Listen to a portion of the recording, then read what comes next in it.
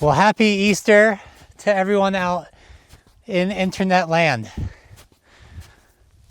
The day of our Savior being resurrected from the grave and fertility with the rabbits. The thing is we're all just celebrating Easter for a day that hasn't even happened yet. Many think the rabbit means fertility, but it's actually from an ancient myth from Donnie Darko, where Christ was crucified and then resurrected, but not really resurrected because the rabbit of Donnie Darko came and turned back time to now, pre-flood.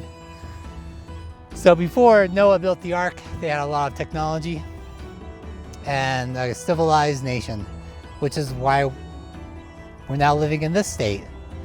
But what we think is in the future, what we think was in the past is actually in our future. So it's just that time has been reversed to before Christ was even born. And so that's why we have Christ in our minds, because it's actually still in our future, and the rabbit from Donnie Darko, turning back time. Of course, I'm just kidding. I think we should all be taking the time to thank God for our lives, I suppose, and the fact that we can have our sins forgiven. Lord knows that I've got millions of sins, and I currently make new ones also every day, it seems. Just from anger and thinking bad thoughts about people. I really can get like a disgust for a lot of my fellow humans out in the world. And I can tend to blame them for my own hardships that I'm going through. And they probably have nothing to technically do with it. From different beliefs, religions, politics. We can tend to find those who don't agree with us completely and then blame them. And I've been finding myself blaming, I don't know if it's justified or not, but thinking about a lot of the Muslims coming into our country,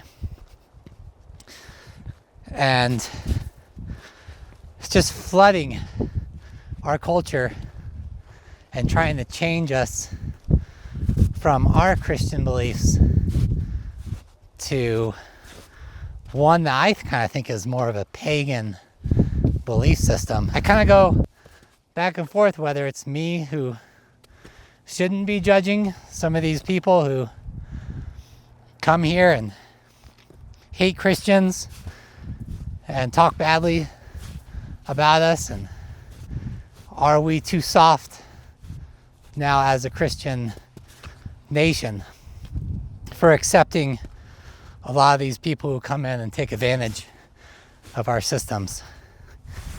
And I feel like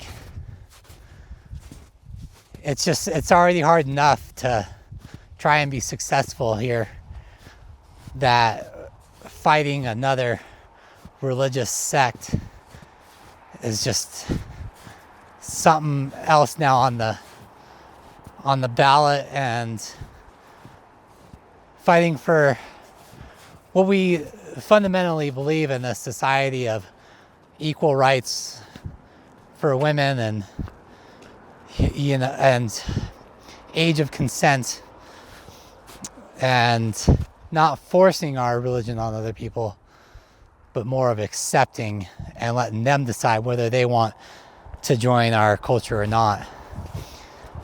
But it seems like I'm beginning to see a lot of separation of Christianity and the Islamic sect And I can't really think of any other religions that are on such a divide. I mean, atheists and Christians aren't even really that far separated, because we still believe in the decency of life, and that each life is valuable.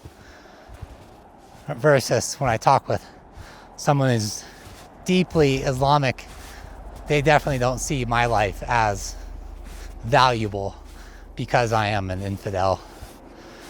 And like, we don't get a ton of it here in Tahoe, but it's California, and I just see our governors and Newsom talking about how we need to start banning dogs because Muslims don't like them. And I just think that Christians and atheists even alike, I don't know, we see the value in life of every person and animal, and we see the companionship of animals with us. And I'd hate to see that go away. And I feel like that is a topic and something I would fight tooth and nail to protect the sovereignty between us and animals, and just the freedom to take them with us into town, the cities, into nature, and keep that relationship between us and dogs, which have been around for thousands of years. Probably as long as Islam has been a religion, since Muhammad, that we've also had animals in our lives. And it's just disgusting, I think, when I see religious sects trying to change our deep-rooted sense of community between us and nature and tear it apart. I used to think perhaps the battle was between the races, black, white, brown, yellow is in like Chinese, Japanese, I guess. I don't think that's really accurate, but I think that we're told that there's a divide between the races as a smokescreen. It's a distraction. I really think that the future battle will not be between races, but religions. And I can't see much of a battle between the Protestant, really, and the Catholic, or the Methodist and the Jehovah's Witness, etc. But I do see a future divide between the Islamic and the Christian. And because it's California, I do rideshare. I see just so many Uber drivers and delivery drivers, bus drivers, the convenience store workers. They're all coming from Islamic countries, and they all have pretty strong opinions on Muslim or Islamic religions. The white people or Americans, the blacks or browns or whatever who say they're Muslim, I don't think fully understand that religion. And it's like Muslim light. But I think that's the real divide between our country, and it's just becoming wider with each divide of these different religions, just Christianity versus Islam, where Christianity is more of like, I believe in this religion, and Muslim, I believe in this as an identity. It's everything I am. And I assume majority ignore a lot of the women are half the amount of a man, and their opinion isn't worth as much, and there's no age of like consent to getting married. And a lot of people ignore the fact that Muhammad got a wife at 6 years old and consummated at 9, just because she wasn't big enough as a person for him yet.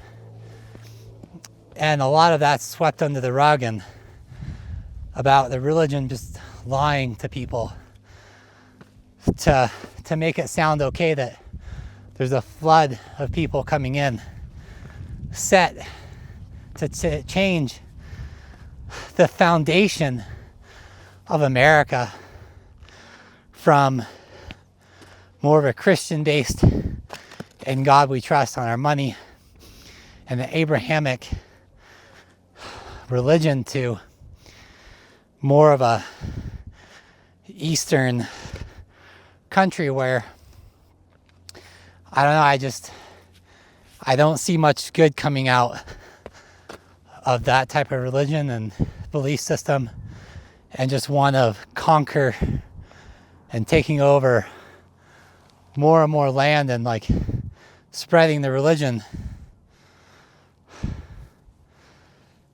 And so I think this Easter, if you're a Christian, perhaps a little bit of time just set aside to think about, what do you really believe, and what kind of culture do we want? Should it be a predominantly Christian, or should we let it go into more of an Islamic one? And what values do we have? And it blows my mind that so many women here in California are now proclaiming to be Muslim and a feminist, and I don't understand. To me, that's an oxymoron, and why any woman would want to subject herself to a religion that just persecutes her and persecutes a majority of the people.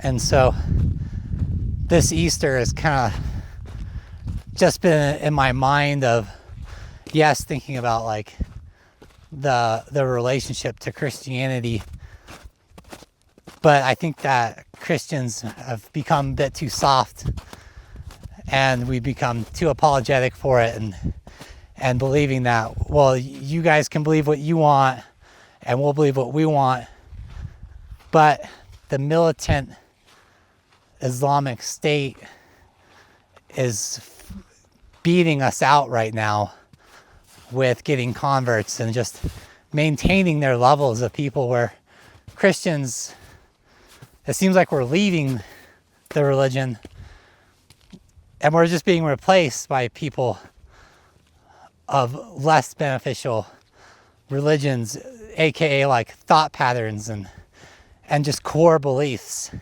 on human dignity and animal dignity, and just a desire to take care of the planet.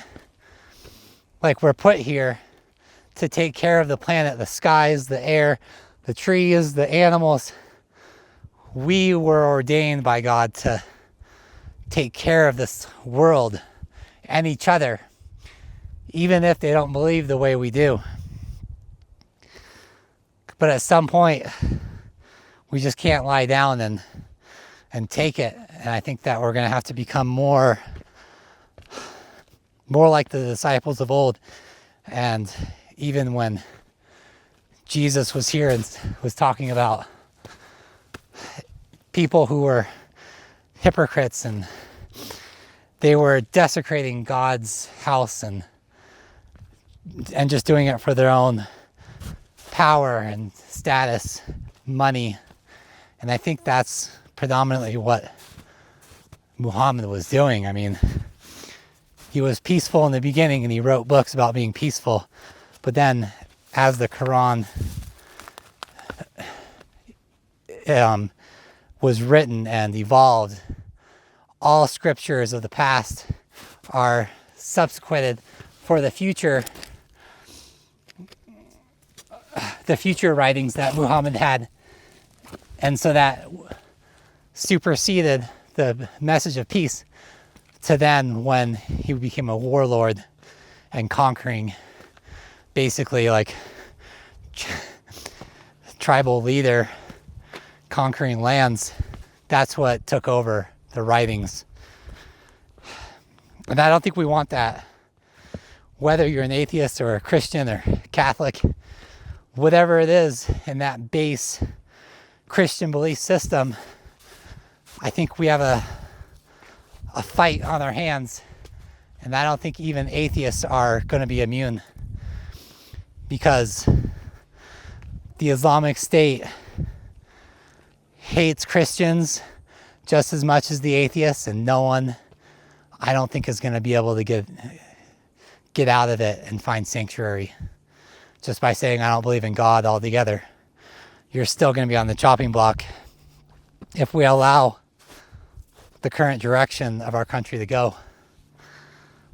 I kind of feel already that I don't even really have a country, and if our religious freedom is starting to be eroded and our quality of life, and we're in fear of talking badly about the Muslim religion, then we know that we've basically already lost this battle, because those who are in charge are the ones we're afraid to talk against.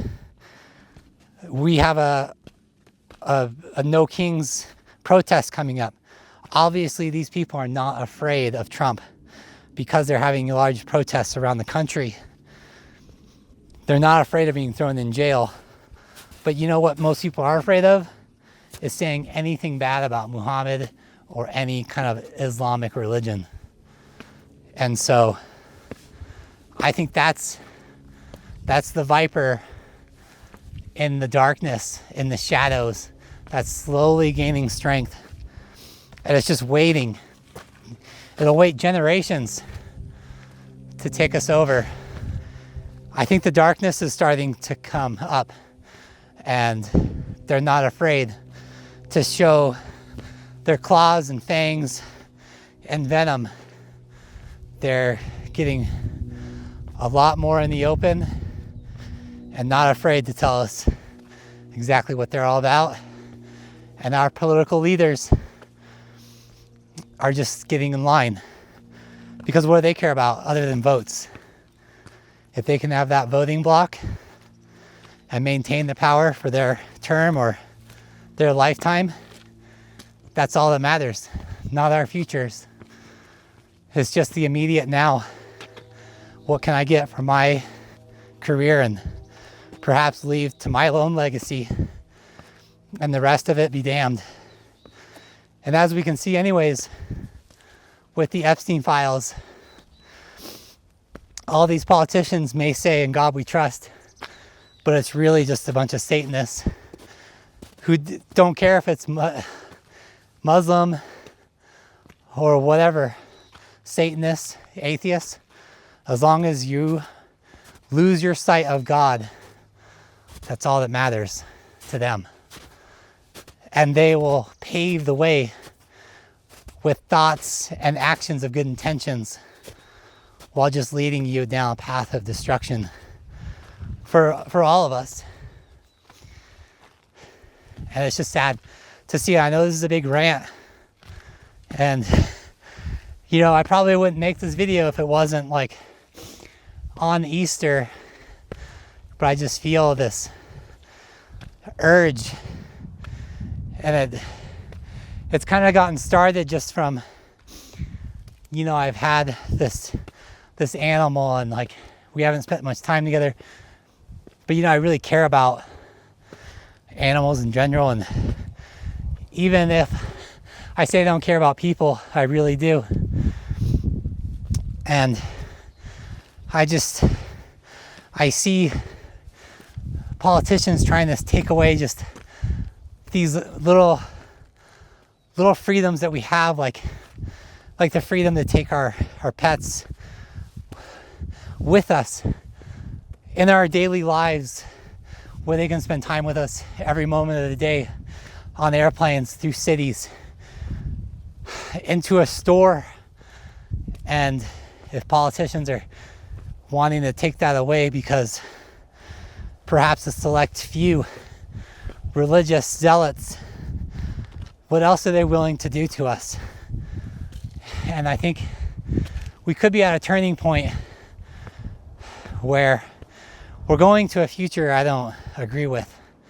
And I think it's scary because it's always baby steps.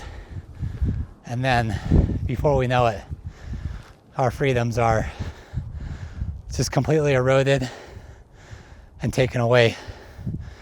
And the only way to live the way we want will be in the mountains, in the wilderness, perhaps, away from the police state, perhaps a military state of potential Islamic beliefs.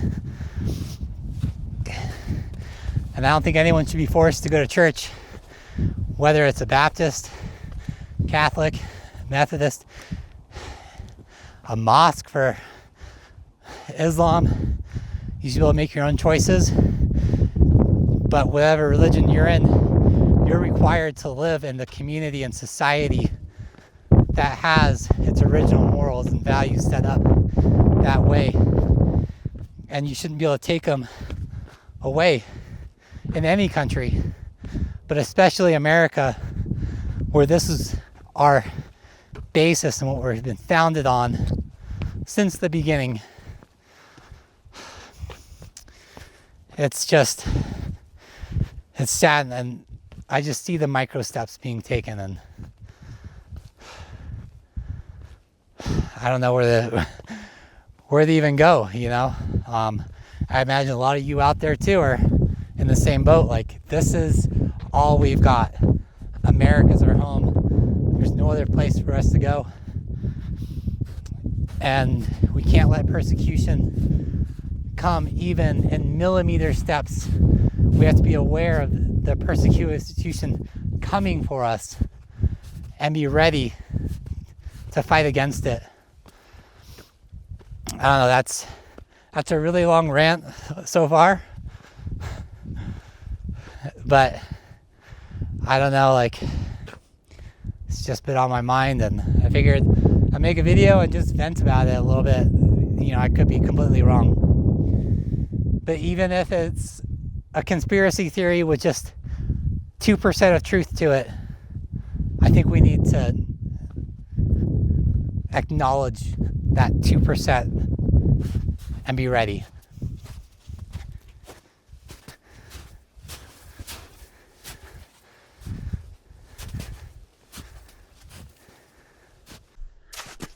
On another note, this here is called Catfish Pond. The last time I was here, this was all frozen over.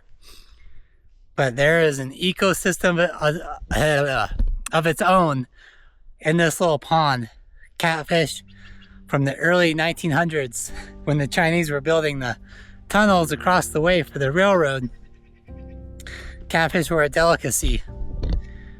And so they brought catfish and they would put them in this pond. And basically, I think that the young just eat the older ones that have died. And then they just keep giving birth. It's like this ecosystem that keeps itself alive. I mean, I'm sure that these catfish also are eating bugs in the air and everything and stuff that lands on it.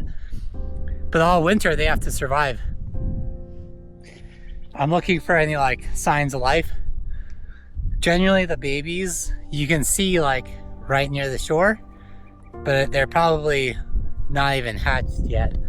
And the adult ones, bigger catfish, kind of stay out there where it's dark and you just can't see anything.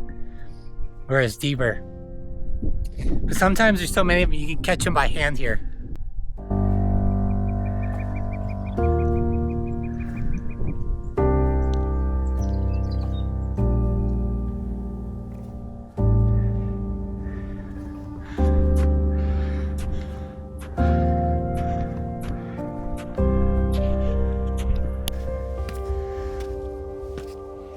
And if you guys want to call me an Islamophobe, then I guess that's probably true. I'm probably any kind of dictator, oriole, religion or government phobe in general.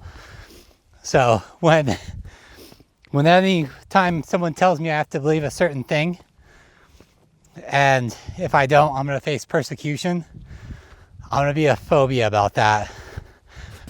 And I feel like I'm actually a very liberal person on freedoms and government and religions. What happened to the live and let live liberal party, where it's, hey, if you want to follow this religion, go ahead, as long as it doesn't hurt other people or impede other people's freedoms. You should live the life that you want. LGBT, trans, Christian, Islam, Jehovah's Witness, Mormons, it doesn't matter. But once these religious sects start telling us how to live, I think our ears need to perk up. And that's something that we need to combat. These people have had a free ride telling us how to live, and that they need to put up, or that we need to put up with their religion while they put themselves in authority over us. And our politicians have some obvious loyalties to Islam over the American citizens. And I don't care what religion a politician has. This should always go back to, is this policy or this belief helping citizens? And if it's not helping citizens of America or increasing our freedoms of choice in how we want to live, then I think that's something that we need to dispose of sooner than later. And you see some really big liberal cities, they're starting to bend the knee to some evil forces, and they're not becoming the party of choice. And how to live and let live mentality gets becoming, you have to get in line. It's a weird conundrum. And I think there's a lot of people in America, they're just afraid. They're afraid to speak up. And when good people, men and women, are afraid to speak up, that's when our freedoms start to be taken away. And it could be taken away by the left or the right, or by foreign powers. I mean, foreign powers probably already control our government at the highest levels. So we've got a big battle as just normal citizens, an uphill war and journey that we have to take. And it's going to be generational to perhaps get back to the country that our forefathers and mothers knew. Boy, it's nice to be out here on the mountains again. It's been a long time. I've just haven't been focused on getting outdoors and my own mental health. And so it feels good to once again be out here. Kind of just sharing some stuff on my mind, I suppose, and I don't know, just trying to share something that's worthwhile, I guess. Maybe today isn't that worthwhile to you. Could completely disagree, and that's fine.